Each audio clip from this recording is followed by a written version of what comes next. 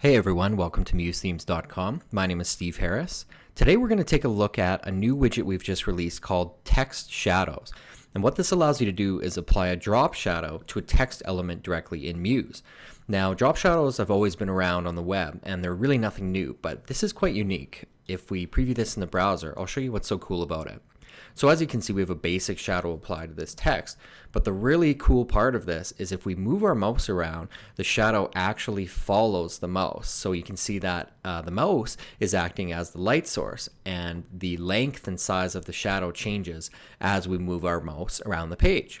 So this is a really unique effect, and I think it looks best if you use text without a color on it, just the same color as the background itself, and then the shadow almost defines the text itself. So let's go ahead and go into Muse, and I'll show you how you make this widget work. So let's delete that out and start from fresh. If we scroll down to our Muse Themes library file, and as you can see, we're on version 7.4.2. At the bottom, we have number 22, and it's called Text Shadows. And let's drag that out onto the page. So when we do that and Muse loads a preview, you can see we get a pretty decent preview with this widget. And in the flyout panel here, we have lots of options for customizing the text as well as customizing the shadow itself. So at the moment, let's just touch on how to actually style the text. You do that using the text panel in Muse. So right now we have it set to Montserrat. We could change that font to something different. Let's say Open Sans, and let's go extra bold like that. And as you can see, when you change it in here, the widget's just going to generate a new preview. I'm going to change that back to Montserrat for this. Okay. Now the next thing that we can do is we can change the size of the text. So let's go up to something a little bit bigger. Let's say 90. Okay, and then as I mentioned before, I like to see the color of the text actually the same as the background so that the shadow itself defines it, but you could change the color to anything you wanted. So let's just change this to black. And I'll preview that in the browser so you see how it looks. There, so that's what it looks like with an actual fill applied to the text. So let's go back to Muse, and I'm just going to undo that and change that back to white. And now let's look at the shadow control effects on the widget flyout panel. So the first thing we need to do is you need to input the text to display. So this is what you want to actually see on your site. Right now it's set to Muse themes, but we could change this to anything we wanted. You could say Adobe Muse. And when you put a space in the text here, just be careful because the box itself can wrap the text. Now, the next thing we have is letter spacing. When we built this widget, Muse disabled our ability to control the spacing between letters. So we actually added it into the widget itself. So you can go quite far negative on this if you want a much tighter track text, or you could go to, let's say, 0, which is probably more what you'd see when you just drag this text out onto the page initially. Now we have shadow intensity below that. That's going to be basically how dark and how strong the shadow is. So you can see if we up this to 10, it'll generate a new preview, and it's much darker. And if we preview that on the page or in the browser, you can see that the shadow is much, much more dramatic. Below that, you have the shadow opacity. This is basically how transparent or how see-through the shadow is. So if you went to something like 0.1, and you can think of this in percentages. So 0.1 would be like 10%. Then, we have just this subtle effect, and I'll preview that again.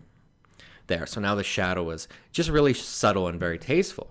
If we went up to something really dramatic, let's say 0.7, let's have a look at that. And you can see now it'll regenerate and it's quite bold. So I'm going to drop that back down to 0.2.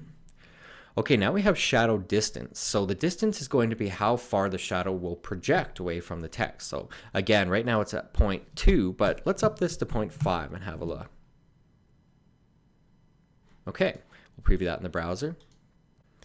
There, and as you can see, as I move the mouse around, that the text itself is projecting a much longer shadow than before. And let's go back to Muse, and here we have the final option, which is shadow blur. And so I'm sure you can guess what this is going to be. It's just going to be the blur applied to that shadow. So if you drop this down to something like 10, you're going to get a really harsh, kind of hard shadow on it. And as you can see, it doesn't look very good at this point. So let's up that blur and let's go to something really dramatic, say 90. And now you're going to get a really, really soft blur where you're not seeing individual kind of hard lines against it. So the settings that I had set this at when I initially built the widget was kind of what I thought looked best, but feel free to play with it. And you know what? If you need to go back to the original settings, just delete that out And you can always drag it back on the page, and you'll kind of have back in here what I had set as the default. Now the last couple settings we have here is the shadow color. Let me up the size on this again so you can see it a little bit better. The shadow color allows you to actually change the color that the shadow is projecting. So right now it's set to black, and this uses an RGB value. We had to use RGB on this widget.